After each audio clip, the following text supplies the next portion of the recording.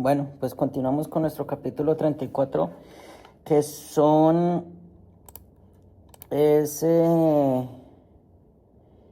obstetricia y atención neonatal.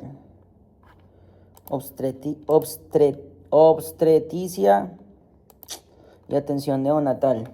Dice, si bien la mayoría de los partos en Estados Unidos ocurren en un entorno de atención sanitaria con personal médico capacitado en asistencia, la tasa de nacimientos que ocurren fuera del hospital ha aumentado aproximadamente un 77%. ¡Wow!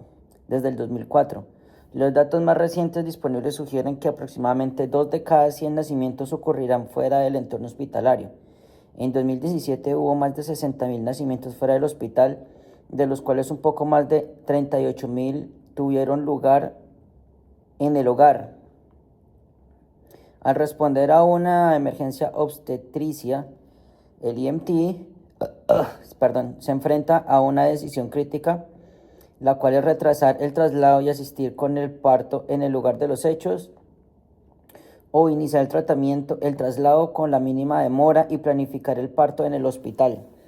Múltiples factores influyen en esta decisión, como el traumatismo, las condiciones climáticas y la distancia al hospital. En este capítulo explica cómo tomar esta decisión y cómo proceder si es necesario, el parto en el lugar de los hechos. Describe la anatomía, la fisiología, un embarazo normal y del proceso normal del parto. También se abordan las complicaciones comunes, incluyendo los traumatismos en una paciente embarazada, para que esté preparada para atender partos normales y anormales. Finalmente, el capítulo aborda la evaluación y el cuidado del recién nacido, así como la reanimación neonatal. Entonces, venga, que quería mirar algo antes de continuar. Pucha. Bueno, pues ya casi terminamos, pero pues igual hay bastantico. Bueno, es casi igual que el capítulo pasado. Paciencia y paciencia. Bueno, anatomía y fisiología del sistema reproductor femenino. El sistema reproductor femenino incluye los ovarios, trompas de falopio, útero, cuello uterino, la vagina y los pechos. Los ovarios son dos glándulas ubicadas en ambos lados del útero, que son similares en función de los testículos masculinos. Cada ovario contiene miles de folículos y cada folículo contiene un óvulo. La contribución femenina a la concepción es la contribución, o sea, los ovarios, el óvulo y los ovarios en la mujer, el espermatozoide y los testículos en el hombre. Cada uno son la contribución de cada uno para que hacen una simbiosis para crear un ser humano. Las hembras nacen con todos los óvulos que liberan en su vida útil. Las hembras nacen con todos los óvulos que liberarán en su vida útil. ¿Qué? ¡Wow! No entiendo por qué. Pues, espera a ver por qué.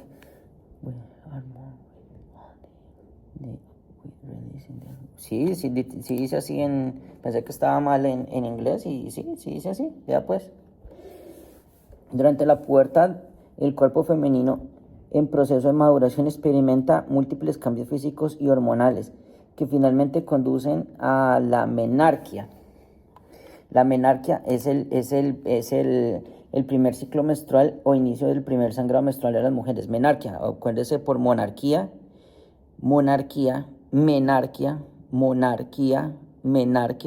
y ya. Después de la primera menstruación, los periodos comienzan a ser más regulares.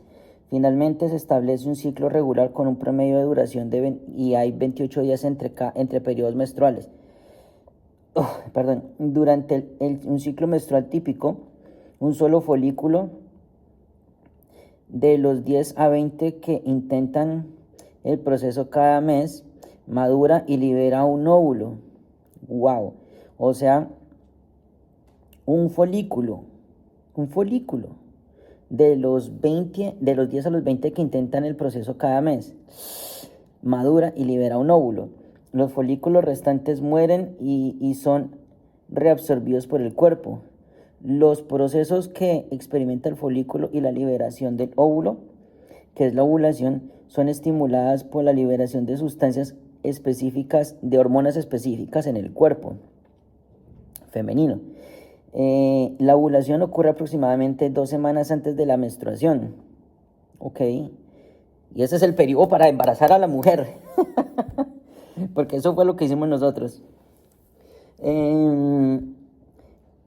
Entonces, la ovulación ocurre aproximadamente 2 semanas antes de la menstruación. Inmediatamente después de la ovulación, el endometrio, que el endometrio es el revestimiento interior del útero, comienza a espesarse en preparación para la posible implantación de un óvulo fecundado. Si el óvulo no se fecunda dentro de las 36 o 48 horas posteriores a la liberación del folículo, simplemente morirá. Y el tejido engrosado, que es el endometrio, se desprenderá porque no es necesario esta secreción en el flujo menstrual.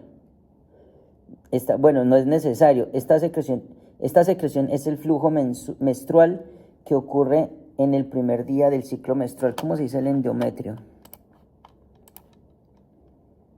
Endometrium. Las trompas de falopio se extienden lateralmente desde el útero, con una trompa asociada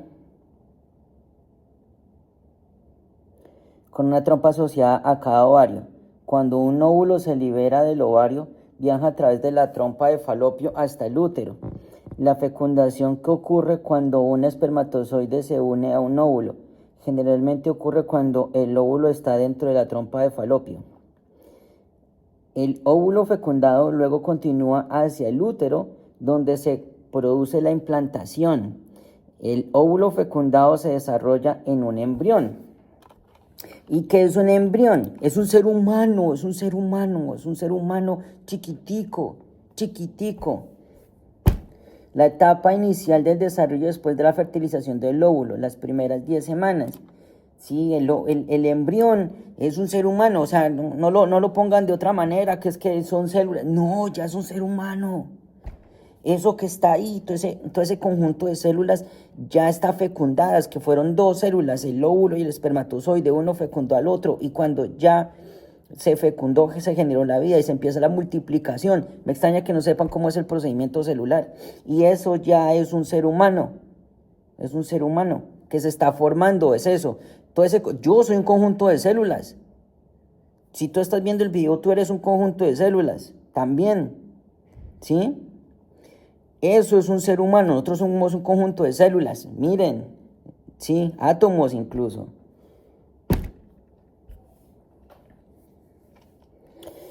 Ay, ¿por qué no abortaron a las feministas que desean el aborto?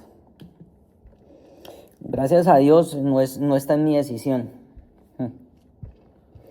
La etapa de 0 a 10 semanas después de la fecundación y luego un feto. El feto es el bebé en desarrollo dentro del útero, desde las 10 semanas después de la fertilización hasta el nacimiento. ¿Sí? Entonces son etapas. Una cosa es el embrión y otra cosa es el feto. Los dos forman uno solo, solamente que son etapas.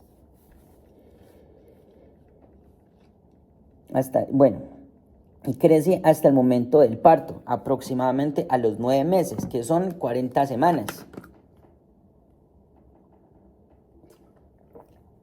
Antes de esas semanas, se considera que un bebé es prematuro. Hay embarazos que pueden durar un poco más, pero no se pueden extender más porque puede ser peligroso para la mamá. Y espero que hablen y yo sé que sí van a hablar de las consecuencias de un embarazo más prolongado, así como no tan prolongado. Pero ya lo veremos.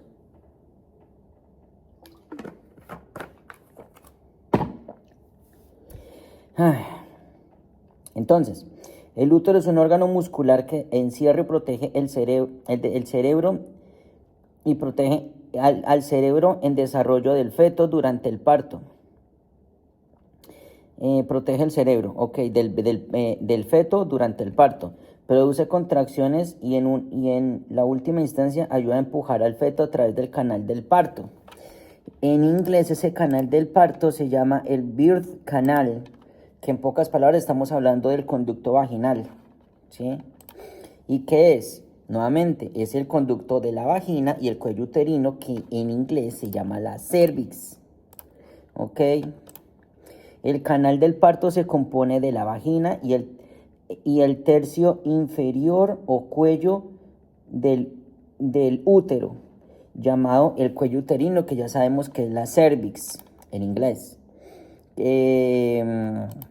Durante el embarazo, el cuello uterino contiene un moco, que es un tapón, que se sella en la abertura uterina, evitando contaminación desde afuera. Cuando el cuello uterino comienza a dilatarse, este tapón se desgarra en la vagina como un moco teñido de rosa, a veces llamado espectáculo sangriento, que en inglés se llamaría bloody show, que en pocas palabras es una pequeña cantidad de sangre en la vagina que aparece al comienzo del parto y puede incluir un tapón de moco teñido de rosa que se secreta cuando el cuello uterino comienza a dilatarse.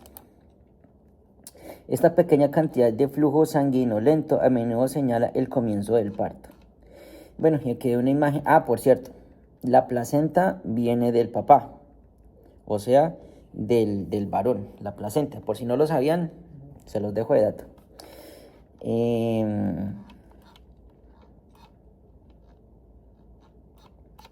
Palabras de sabiduría.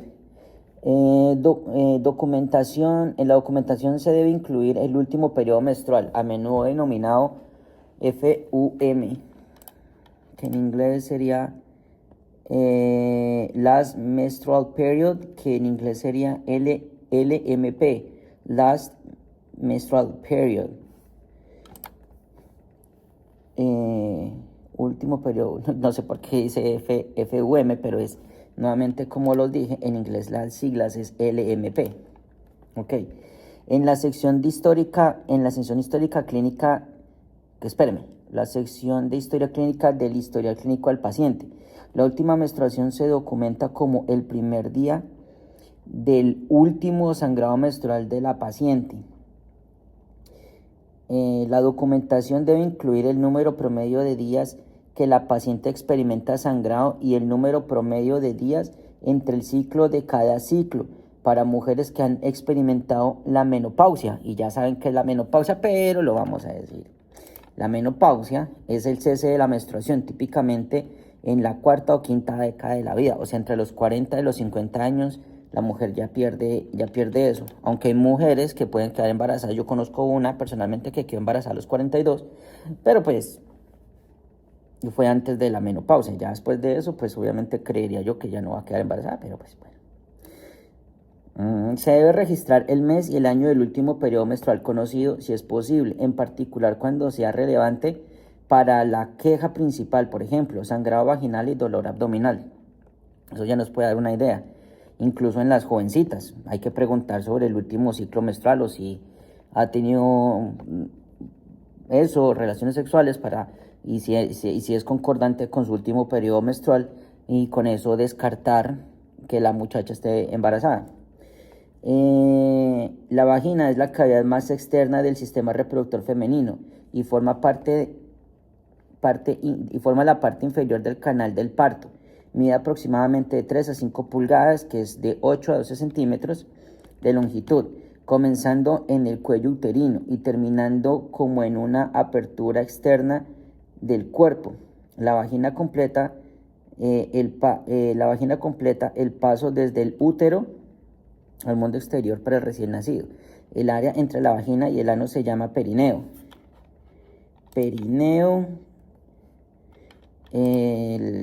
El perineo, bueno, es esa pequeña zona entre el ano y la vagina. Ese es el perineo. Los senos también forman parte del sistema reproductor femenino, obvio, porque las mujeres son las únicas que pueden dar leche, naturalmente. Eso es normal en una mujer embarazada, en una mujer, ¿ok? Los primeros signos del embarazo incluyen aumento de tamaño y sensibilidad en los senos. Poco después del nacimiento del bebé, las glándulas mamarias dentro de los senos comienzan a producir leche que se transporta a través de pequeños conductos en los pezones. Como el feto continúa desarrollándose, requiere cada vez más alimento y apoyo. La placenta, que es la placenta, aunque ya dije una pista, pero es el tejido adherido de la pared uterina, es el tejido adherido a la pared uterina que nutre al feto a través del cordón umbilical. Es una estructura en forma de disco. Es una estructura en forma de disco unida a la pared uterina que proporciona nutrición al feto a través del cordón umbilical. La sangre normalmente no se mezcla entre el feto y la mujer embarazada debido a la barrera placentaria.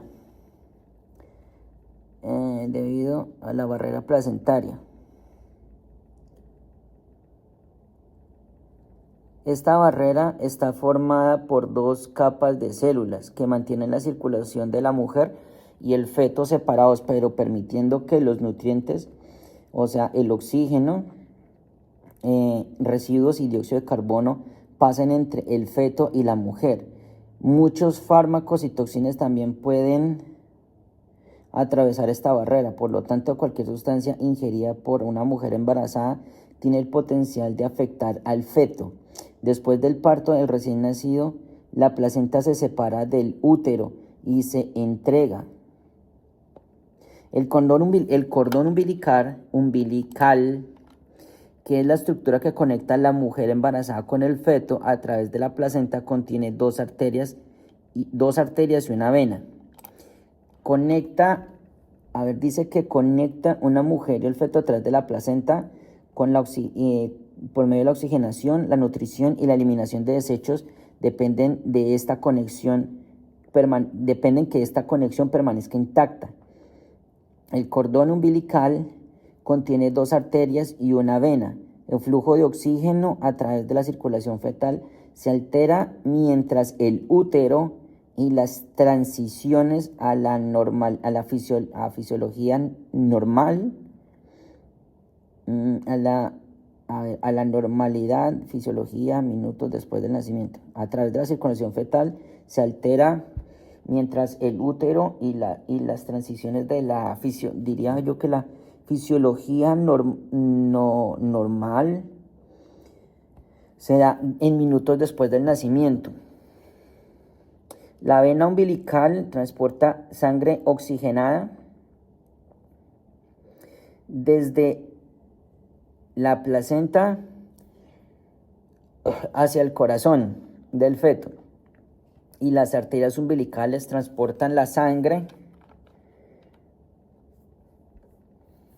desoxigenada desde el corazón del feto hacia la placenta. La vena umbilical transporta sangre oxigenada desde la placenta hacia el corazón del feto, y las arterias umbilicales transportan sangre desoxigenada desde el corazón hacia el feto, hacia la placenta. Ok. Las arterias son hacia afuera. Sí, me acuerdo por las arterias pulmonares, porque la arteria pulmonar, la primera que sale después del ventrículo derecho, es la arteria y regresa con la vena pulmonar. Entonces sí, ya entiendo, sí, es lo mismo. Transportan sangre desoxigenada desde el corazón hacia el feto y hacia la placenta. El oxígeno y otros nutrientes pasan de la circulación de la mujer a través de la placenta y luego a través del cordón umbilical para apoyar al feto a medida que crece.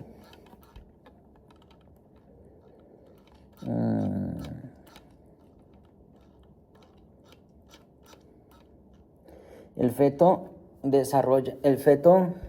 se desarrolla dentro de una membrana similar a una bolsa llena de líquido llamada el saco amniótico, que en inglés sería amniotic sac, o bolsa de aguas. La bolsa contiene aproximadamente de 500 a 1000 mililitros de líquido amniótico que ayuda a aislar y proteger al feto.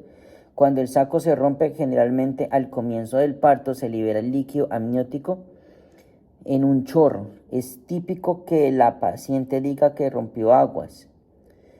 ¿Cómo es que dicen? I broke water. Algunas mujeres pueden experimentar una pequeña pérdida en lugar de un chorro de líquido. Este líquido ayuda a lubricar el canal de parto y eliminar cualquier bacteria. Dios, el cuerpo es perfecto, es tan perfecto que hace eso. ¿Ven?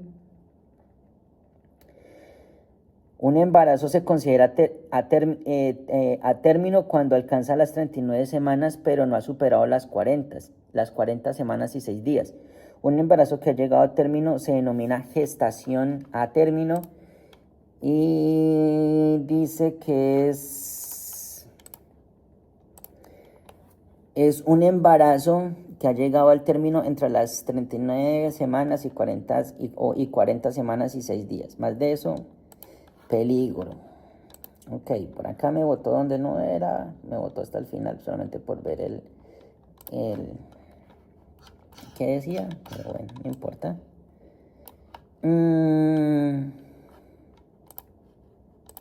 Y dice, palabras de sabiduría.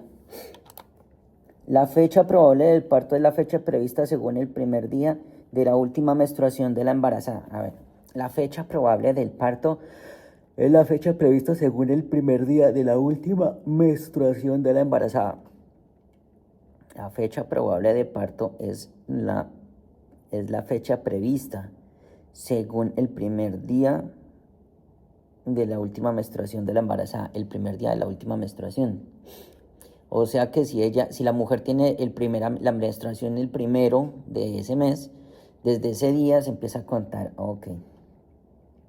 Aunque muchas mujeres tienen una idea general de la fecha de inicio de su último ciclo menstrual, las mujeres jóvenes, las que tienen ciclos irregulares y las que no sabían que están embarazadas pueden tener dificultades para determinar cuándo comenzó su última menstruación.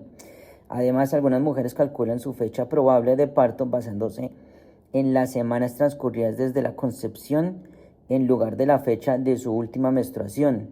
Es importante recordar que la fecha probable de parto es solo una predicción de cuándo es probable que una mujer dé a luz, y muchos factores pueden provocar que la fecha real de parto se adelante o retrase más de lo previsto. Es normal.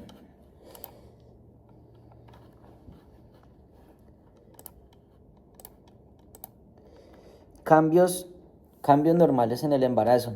¿Por qué decía? Así. Cambios normales en el embarazo. Cuatro sistemas corporales. El reproductor, el respiratorio, el cardiovascular y el musculoesquelético experimentan reproductor, respiratorio, cardiovascular, respiratorio, cardiovascular y musculoesquelético. Experimentan importantes cambios fisiológicos y anatómicos durante el embarazo. Comprender estos cambios es fundamental al evaluar y tratar una paciente embarazada. En el sistema reproductivo, los niveles hormonales aumentan para apoyar el desarrollo fetal. En el sistema reproductivo, los niveles hormonales aumentan para apoyar el desarrollo fetal. Sí, ya me acordé. Y preparar al cuerpo para el parto. Este aumento de los niveles hormonales también aumenta el riesgo de complicaciones por traumatismos, hemorragias y algunas afecciones médicas que se desarrollan en el feto.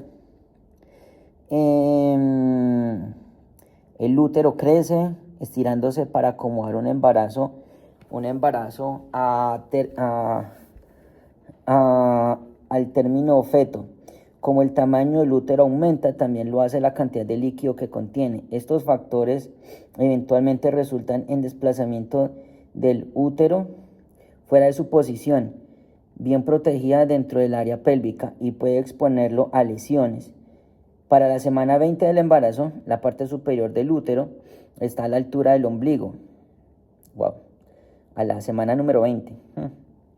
O por encima de él. Esto aumenta la probabilidad de lesión fetal directa en trauma, en un carro, por ejemplo.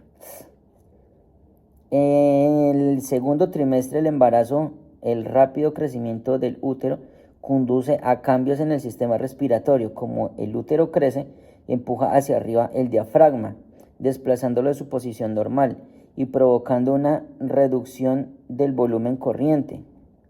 Ya saben que el volumen corriente hace referencia a la cantidad de mililitros que entra y sale de los pulmones. Estamos hablando de aire en cada respiración. Para compensar esto, la frecuencia respiratoria de la embarazada debe aumentar. El embarazo también aumenta la demanda general de la paciente, o sea, de oxígeno. A medida que aumentan sus demandas metabólicas y su carga de trabajo para apoyar el desarrollo del feto, estos cambios conducen a una reducción general en reserva respiratoria y disminución de la cantidad para compensar los periodos de dificultad respiratoria o de angustia. También se pueden producir cambios en el sistema cardiovascular. Al sistema cardiovascular. El volumen sanguíneo total aumenta gradualmente a lo largo del embarazo para permitir una adecuada perfusión del útero. Como el feto crece y se prepara para la pérdida de sangre que ocurrirá durante el parto, el volumen sanguíneo puede aumentar hasta un 50% al final del embarazo. El número de glóbulos rojos también aumenta, lo que aumenta la necesidad de hierro de la mujer. Las mujeres embarazadas a menudo toman suplementos vitamínicos prenatales que contienen hierro para evitar la anemia. ¿Y qué es la anemia? Se describe como la condición en la que la paciente tiene pocos glóbulos rojos, lo que resulta en una disminución de la capacidad para transportar oxígeno por todo el cuerpo a través del torrente sanguíneo. Una condición en que una persona tiene muy pocos glóbulos rojos, resultando en una disminución de la capacidad para transportar oxígeno en todo el cuerpo. Los factores de coagulación sanguínea también cambian a medida que el cuerpo de la mujer se prepara para el parto. La velocidad de coagulación aumenta para proteger contra el sangrado excesivo durante el parto. Al final del embarazo, del tercer trimestre, la presión arterial de la paciente embarazada, la frecuencia cardíaca aumenta hasta un 20%, aproximadamente 20 latidos más por minuto. ¡Wow! Para adaptarse al aumento de volumen sanguíneo o del gasto cardíaco. Nuevamente, ¿qué es el gasto cardíaco? El gasto cardíaco es la medida de volumen de sangre que circula. Esto es diferente porque uno es el volumen corriente y este es el gasto cardíaco, que es diferente. La medida del volumen de sangre, el gasto cardíaco es la medida de volumen de sangre que circula por el corazón en un minuto, calculada multiplicando el volumen sistólico por la frecuencia cardíaca. Aumenta significativamente al final del embarazo. Si bien la mujer sana puede tolerar sin problemas una mayor demanda cardiovascular, las mujeres con afecciones médicas subyacentes pueden ser más susceptibles a sufrir problemas cardíacos. Las mujeres embarazadas tienen un mayor riesgo de sufrir reflujo gastroesofágico, reflujo, náuseas, vómitos y posible aspiración. El llenado y vaciado del estómago en el intestino delgado está bajo control está bajo el control de las hormonas y que son la clave. Y además el sistema nervioso. Cambios en estos sistemas y el desplazamiento del estómago hacia arriba debido al aumento de tamaño del útero. Aumenta significativamente la probabilidad de que una paciente embarazada vomite y aspire. Debe estar preparado para atender rápidamente a la paciente en sus vías respiratorias si es necesario. El aumento de peso durante el embarazo normal, sin embargo, el aumento de peso corporal eventualmente desafía el corazón y afecta al sistema musculoesquelético. Ciertas hormonas afectan el sistema musculoesquelético, relajando los ligamentos que estabilizan los huesos de las articulaciones. Mujeres en el tercer trimestre del embarazo también experimentan un cambio del centro de la gravedad del cuerpo, lo que los hace propensos a resbalarse y a caerse. Wow. Dios, el cuerpo de la mujer es increíble. De la mujer.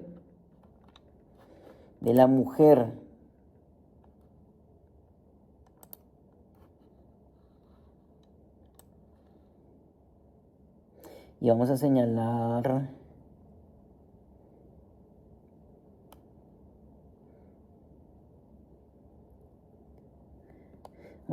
las cosas importantes acá. A ver si me acuerdo de otra aquí rápida que ya haya visto. El volumen sanguíneo, el volumen corriente. ¿Dónde está el gasto cardíaco aquí?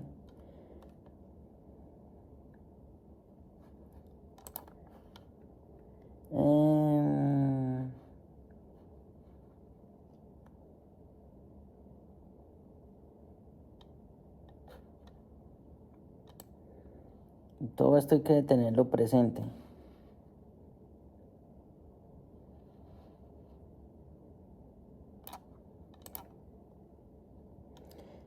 El gasto cardíaco, el gasto no es el gasto cardíaco, ya lo hemos hablado, y el otro es el volumen corriente, pero no lo veo.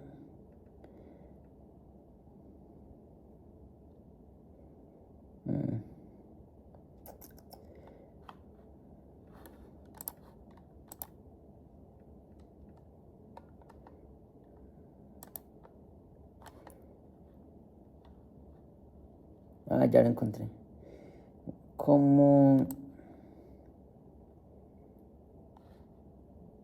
Okay.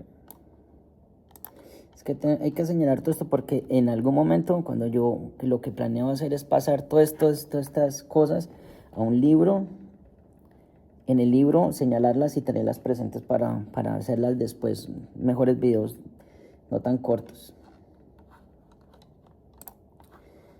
Ok. Aquí vamos a ver algo un poquito largo que se llama complicaciones en el embarazo. Bueno, continuamos con las complicaciones del embarazo que están en el capítulo 33. Perdón. Capítulo 33 de los... ¿Qué toma? Emergencias en obstetricia y atención neonatal. Dice así: aunque la mayoría de las mujeres embarazadas son sanas, algunas pueden tener afecciones médicas preexistentes.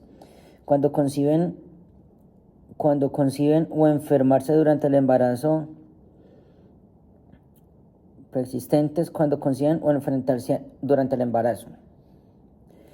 Administrar oxígeno a una paciente embarazada con problemas respiratorios de angustia o compromiso cardiovascular es seguro y puede reducir la angustia fetal. Diabetes.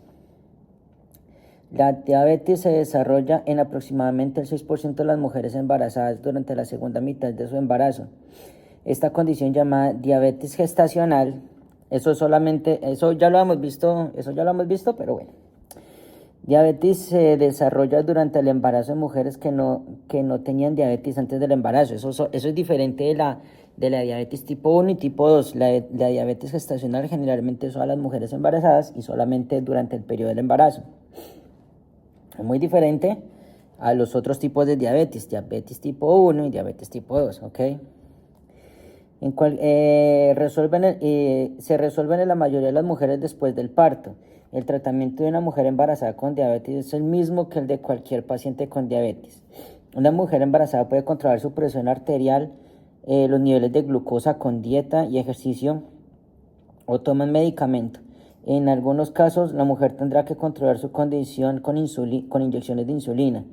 Una mujer embarazada experimenta hiperglucemia o hipoglucemia. Hipo. Debe ser cuidadosa de la misma manera que cualquier paciente con diabetes. Si una mujer embarazada presenta un nivel de conciencia alterado, su evaluación debe incluir determinar si tiene antecedentes de diabetes y debe analizar su sangre o sus niveles de glucosa en sangre y si los productos locales lo permiten. Entonces, muchas mujeres experimentan náuseas antes del parto. Es posible que no hayan comido recientemente. Estos factores pueden provocar hipoglucemia y debilidad. Consultar con control médico si la entrega o más bien si el parto es inminente. Hipertensión en embarazo. La hipertensión en el embarazo generalmente se manifiesta como una de las 3 condiciones de hipertensión gestacional, como la preeclampsia o la eclampsia. La elevada presión arterial es una de las características de las 3 condiciones. Sin embargo, el grado de hipertensión o la presencia de efectos sistemáticos como la proteína en la orina, el estado mental alterado o convulsiones ayudará en determinar la condición específica del paciente. Hipertensión gestacional es una presión arterial mayor o igual a 140 milímetros de mercurio y la sistólica de manera sistólica y 90 milímetros de mercurio en la diastólica.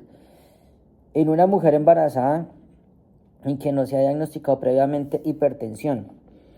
Entonces, es la presencia de alta presión arterial en la ausencia de otros efectos sistémicos. Alta presión arterial. En este contexto se define como sistólico la presión arterial superior a 140 milímetros de mercurio y la diastólica y la presión arterial diastólica superior a 90 milímetros de mercurio. La afección se considera grave cuando la presión sistólica en la presión arterial es superior a 160 milímetros de mercurio. Es cuando es superior a 160, miércoles. Y la presión diastólica arterial es superior a 110. No, juepucha. La preeclampsia. ¿Qué es la preeclampsia? Dice que es una complicación del embarazo que se caracteriza por hipertensión, reciente aparición de presión arterial sistólica superior a 140 milímetros de mercurio o presión arterial diastólica superior a 90 milímetros de mercurio, junto con efectos sistémicos como visión borrosa, cefalea, que es dolor de cabeza, o presencia de proteínas en la orina. Se diferencia de la eclampsia por la ausencia de convulsiones. Es una condición que ocurre en la segunda mitad del embarazo, después de la semana número 20 de gestación. Implica la aparición de hipertensión junto con otros efectos sistémicos como la proteína en la orina. Esta condición ocurre aproximadamente de 3 a 3.4% de los embarazos en los Estados Unidos. El riesgo de preeclampsia, la incidencia es de 1.5 a 2 veces mayor en el primer embarazo de una mujer. Sin embargo, si experimenta preeclampsia con su primer embarazo, el riesgo aumenta en embarazos posteriores. La preeclampsia se caracteriza por los siguientes signos y síntomas. Hipertensión, esto lo vamos a señalar. Hipertensión sistólica arterial de 140 milímetros de mercurio y diastólica de 90 milímetros de mercurio, la arterial. Nuevamente, la presión diastólica 140, o sea, está entre 140 y 90. 140 sobre 90, ya. Para que no nos enredemos, ya sabemos que es diastólica y sistólica, ya. 140 a 190. Dolor de cabeza intenso o persistente. Anormalidades visuales como ver manchas, visión borrosa o sensibilidad a la luz. hinchazones en las manos y los pies, que son edemas. Dolor abdominal superior o epigástrico, disnea, o dolor torácico retroesternal, ansiedad, estado mental alterado.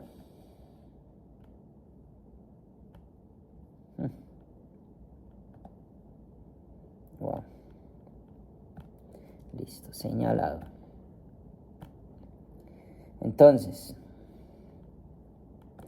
una condición relacionada con la eclampsia se caracteriza por la presencia de convulsiones.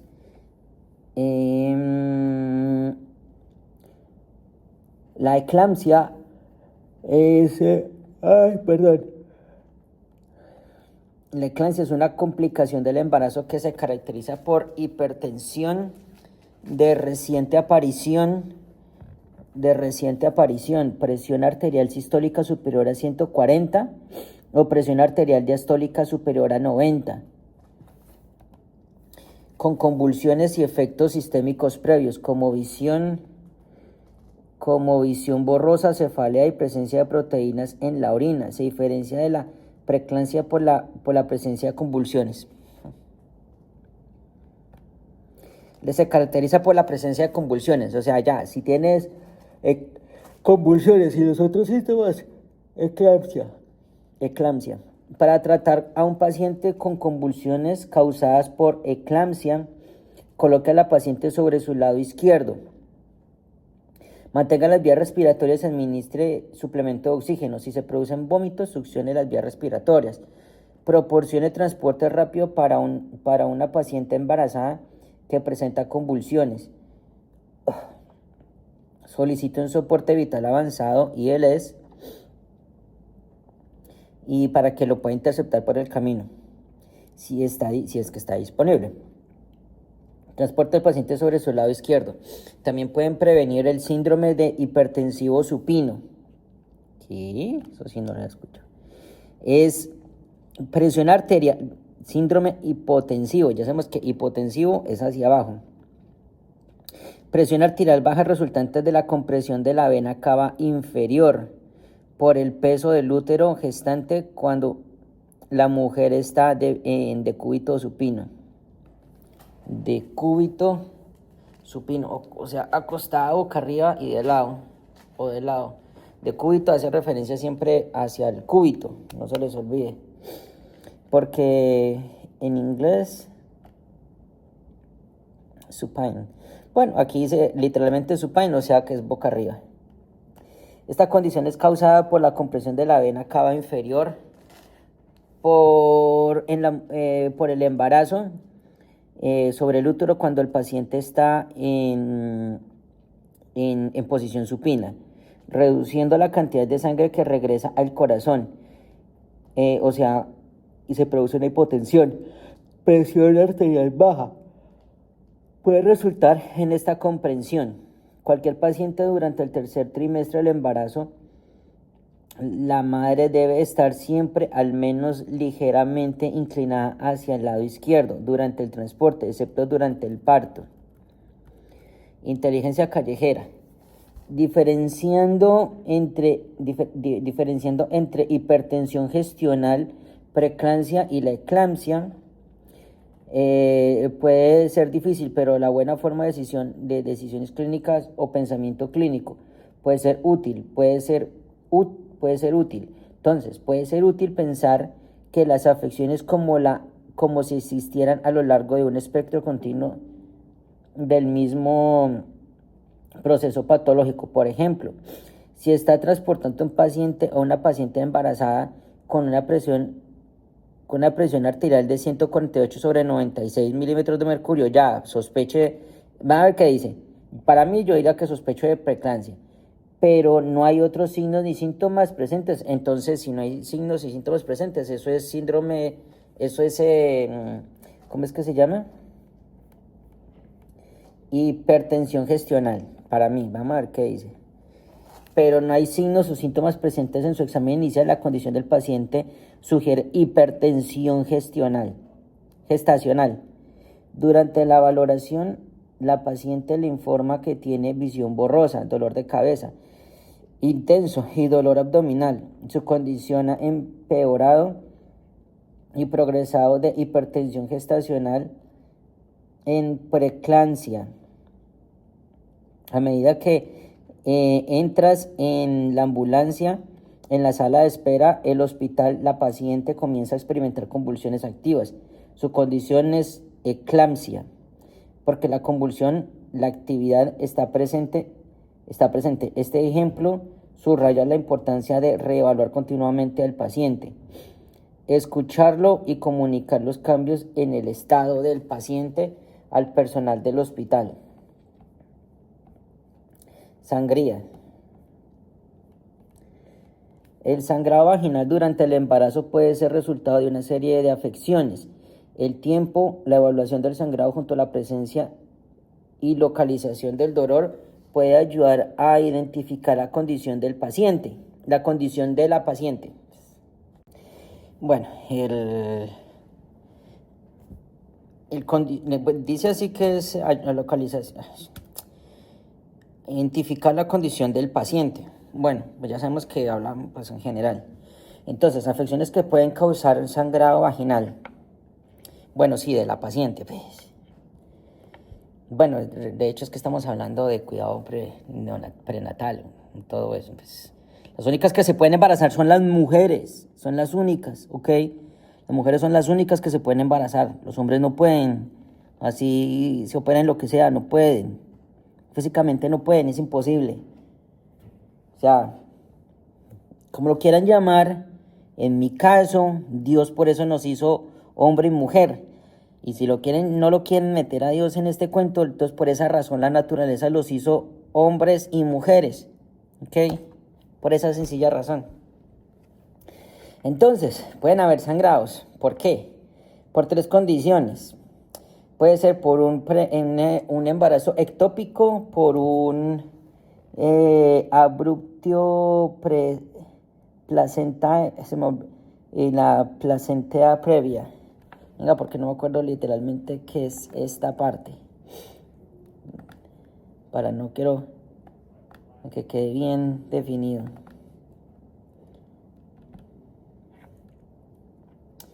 A ver.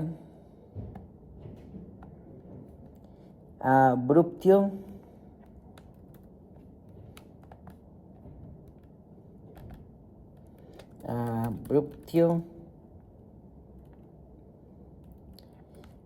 Placentae.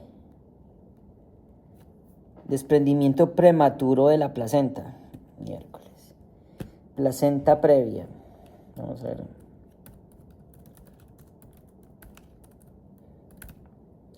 Bueno, pues es casi que literal. Entonces, en el embarazo ectópico está presente en un embarazo temprano, generalmente entre las 6 y las 8 semanas. Después de la pérdida, ¿cómo le puedo llamar eso? El aborto. ¿Cómo se llama este?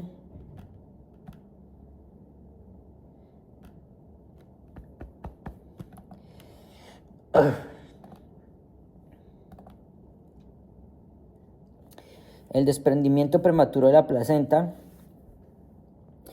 puede ser tarde en el embarazo, usualmente después de las 20 semanas. Y la placenta previa, después del embarazo, usualmente después de la semana número 20. Frente al embarazo ectópico, va a haber un severo dolor abdominal, típicamente de un solo lado, porque dice que es unilateral. Puede irradiar en uno de los hombros. Y puede haber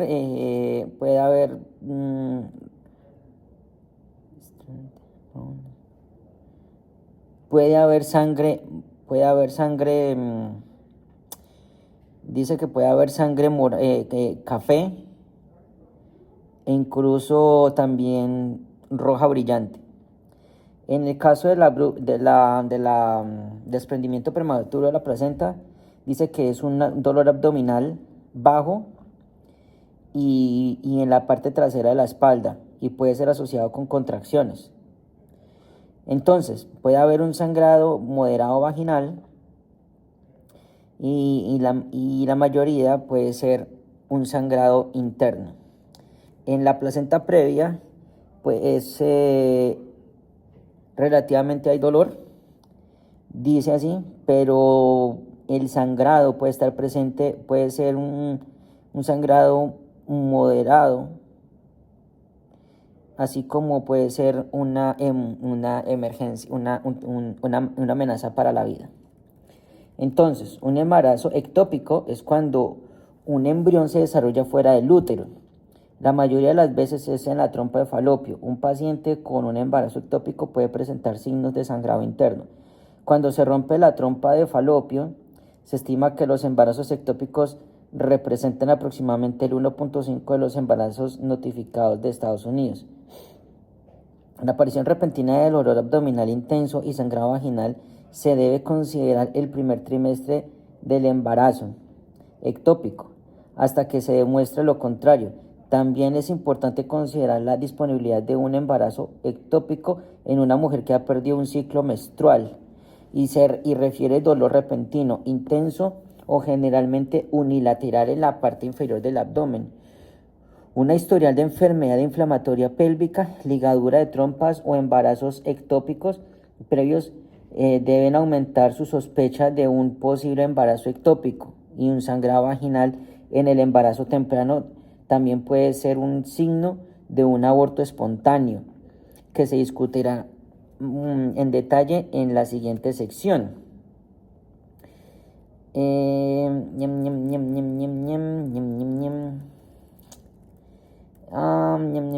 A ver.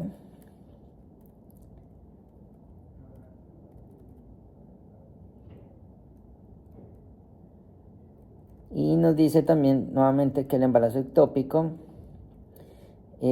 aquí nos muestra una imagen que, nuevamente que el embarazo o que el embrión se forma dentro de los tubos de falopio. Ok. En las últimas etapas del embarazo, el sangrado vaginal puede indicar una afección grave que afecta la placenta. Esto se debe al desprendimiento prematuro de la placenta, que es separación prematura de la placenta de la pared del útero. Okay. La placenta se separa prematuramente de la pared del útero. Las causas son más comunes, como hipertensión y un trauma. Un paciente con desprendimiento prematuro de la placenta a menudo refiere dolor intenso. Sin embargo, el sangrado vaginal puede no ser abundante. También puede presentar signos de choque como debilidad, pulsación rápida y palidez. La piel puede estar fresca o diaforética. Diaforética, ya sabemos que suda mucho.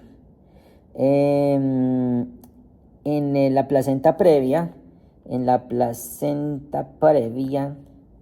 dice que es una afección en la que la placenta se desarrolla sobre el cuello uterino y lo cubre. Entonces, la placenta se desarrolla y cubre el cuello uterino. Cuando se comienza el trabajo de parto prematuro, en el cuello uterino comienza a dilatarse. La mujer embarazada puede experimentar sangrado vaginal abundante, a menudo sin dolor significativo.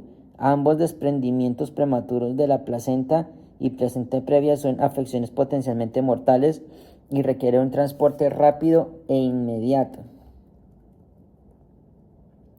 Wow. Dios mío. Y pues obviamente pues el desprendimiento el desprendimiento de la placenta, y por eso está el sangrado vaginal. Inteligencia callejera. Independientemente de la causa del sangrado, la paciente embarazada puede estar sensible y muy preocupada por su bebé. Su enfoque profesional en la comunicación con el paciente desempeñará un papel crucial en calmar sus emociones y controlar la situación. Disminuir la ansiedad del paciente puede afectar la forma en que él y el paciente, se refiere al feto, responden durante la emergencia. Eso está mal traducido, pero Vale, disminuir la ansiedad de la paciente.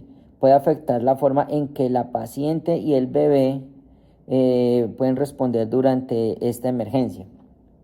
Cualquier sangrado de la vagina en una mujer embarazada es una grave afección o signo, y debe tratarse con prontitud en el hospital. Si el paciente muestra signos de choque, colóquela sobre su lado izquierdo y administre un flujo de alto oxígeno según los protocolos locales. Coloque una compresa estéril o una toalla sanitaria sobre la vagina y reemplácelo con la frecuencia necesaria. Coloque una compresa estéril o una toalla sanitaria sobre la vagina. Guarde las almohadillas para que el personal del hospital pueda estimar la pérdida de sangre del paciente. Bueno, también guarde cualquier tejido que pueda salir de la vagina. No ponga nada en la vagina para continuar no ponga nada en la vagina para controlar el sangrado. ¿Ven? Dentro de la vagina debe ser, porque por fuera, pues, ahí mismo lo dice, pues, puede colocar una compresa estéril o una toalla sanitaria sobre la vagina, pues, para el sangrado. Entonces, un aborto provocado, lo que no me gusta. Un aborto espontáneo. Entonces, es una pérdida de un embarazo antes de las 20 semanas. Este es el espontáneo. De gestación, sin intervención quirúrgica ni médica previa. A menudo se denomina aborto espontáneo. Entonces,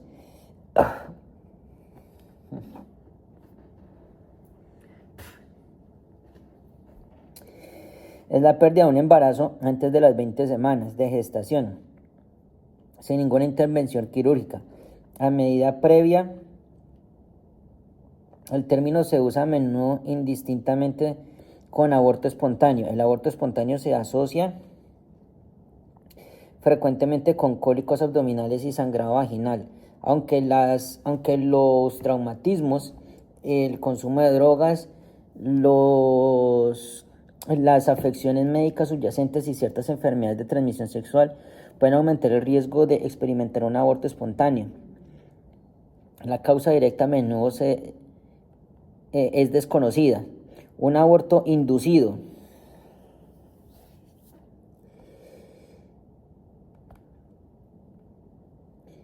Una interrupción electiva de un embarazo antes del momento de viabilidad. Es la interrupción voluntaria del embarazo antes del momento de viabilidad. Los abortos inducidos suelen ser realizados por un profesional de la salud autorizado mediante un medicamento o realizar un procedimiento quirúrgico. El aborto también puede ser inducido ilegalmente por una persona sin la capacitación adecuada o por la propia paciente, con riesgo de sufrir graves daños. Independientemente del motivo o la causa del aborto, pueden presentarse complicaciones. Las complicaciones más graves del aborto, ya sea espontáneo o inducido, son el sangrado. Las complicaciones de los dos abortos, del espontáneo y del inducido, es el sangrado y una infección puede producirse cuando el sangrado y sus partes del feto o de la placenta permanecen dentro del útero, que es un aborto incompleto, o cuando la pared del útero está lesionada y la perforación del útero y posiblemente el intestino o la vejiga adyacentes. Las infecciones pueden resultar en perforación y del uso de instrumentos no estériles. Si el paciente está en shock, trátela y transpórtela inmediatamente al hospital. Recoge y lleve al hospital cualquier tejido que pase por la vagina. Que pase, no que lo van a sacar o que lo van a devolver. Uy, qué frío. Me encanta el frío, pero ya lo he dicho muchas veces, pero ahorita es un frío raro.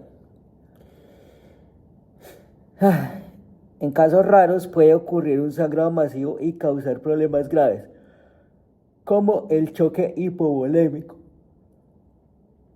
Ya sabemos que el choque hipovolémico es el tipo de choque donde se pierden líquidos del cuerpo. En estos casos, tratar por choque y proporcionar transporte inmediato. El abuso. Otra cosa que detesto, como no se imaginan.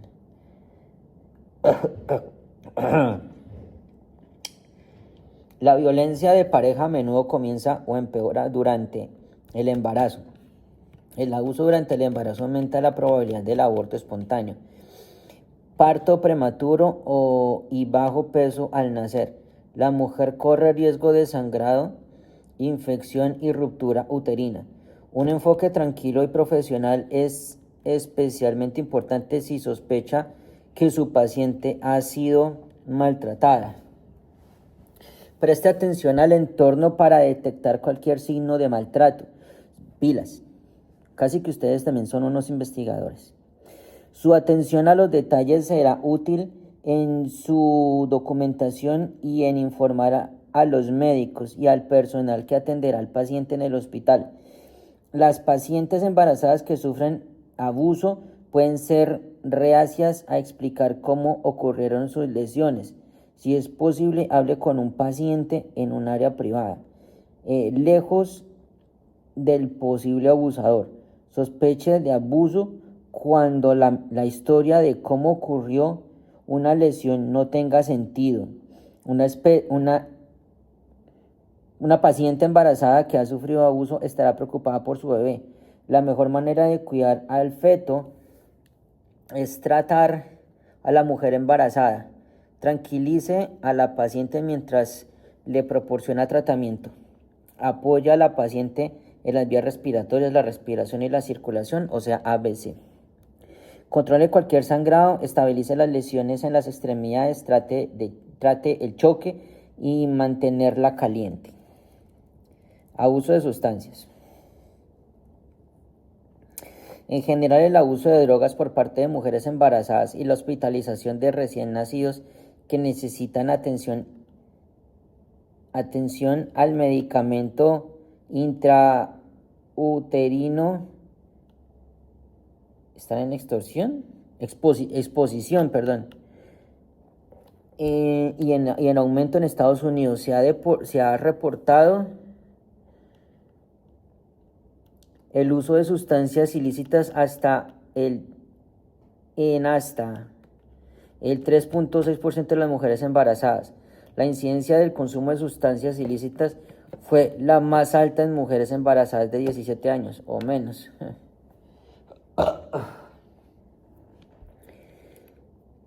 Estas mujeres a menudo han tenido poca o ninguna atención prenatal.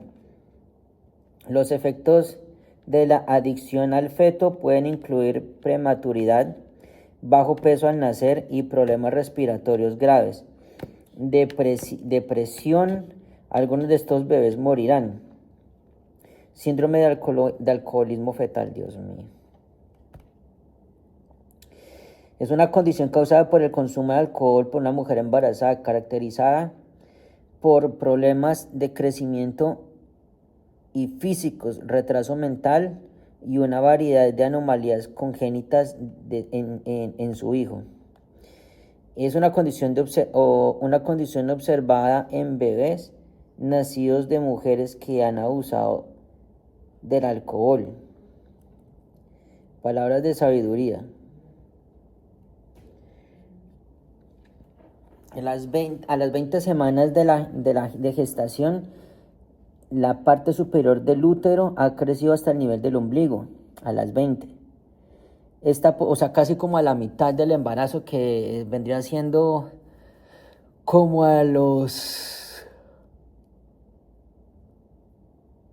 4 por 5, como a los 5 meses, pucha, casi a los 5 meses. Esta posición hace que el feto sea más propenso a lesiones. Es importante recordar, esto al tratar en una paciente embarazada que ha sufrido un traumatismo y para ayudar en su evaluación en un paciente embarazada pues obviamente va a ser el abdomen. Bueno, entonces, el trastorno por opioides por consumo se debe tener en cuenta en las mujeres embarazadas. Al obtener una historia clínica de la paciente, si la paciente ha revelado eh, consumo por opioides, consulte a su médico. Es posible que esté tomando un opioide, un antagonista, para tratar su trastorno y prevenir el consumo continuo durante el embarazo. Es fundamental informar de este historial al centro receptor. Si le llaman para atender el parto de una mujer con adicción con la adicción, preste especial atención a su propia seguridad. Siga las precauciones estándar, como ocurre en todas las entregas inminentes. El equipo de protección personal, o sea, el PPE, debe incluir protección ocular, mascarilla, guantes. Las pistas que podría estar tratando con una paciente adicta incluyen la presencia de parafernalia de drogas, botellas vacías de vino o licor y declaraciones de familiares, testigos o la propia paciente. El recién nacido de una mujer adicta probablemente necesitará reanimación inmediata. Asistir en el parto y estar preparado para apoyar la respiración del paciente recién nacido y la administración de oxígeno durante el transporte. No juzgue ni menosprecie a la paciente. Su trabajo es asistir en el parto, brindar tratamiento a la madre y al recién nacido y transportarlos al hospital de manera inmediata. Ay.